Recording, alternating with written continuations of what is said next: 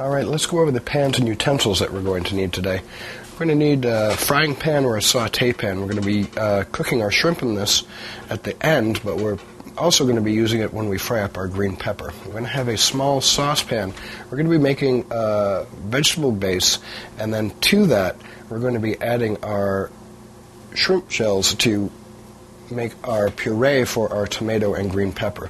We're going to be boiling potatoes, garlic, and onion in this, and so we're going to have a nice lid on the top just to make sure that that simmers up a little bit faster.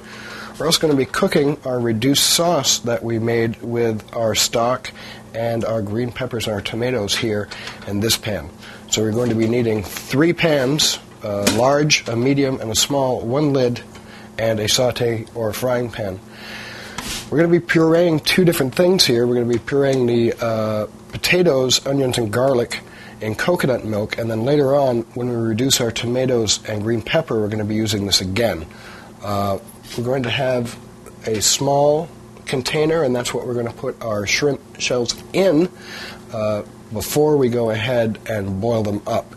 We're going to be straining out our potatoes, so we're going to need a strainer for that. We're also going to be straining out our shells. We're going to need a measuring cup, some measuring spoons, a knife to chop our vegetables, a spoon to move around our sautéed items. We're going to use a peeler for our potatoes. We're going to have a cutting board, and because we're using shrimp, we're going to be using 2 pairs of gloves.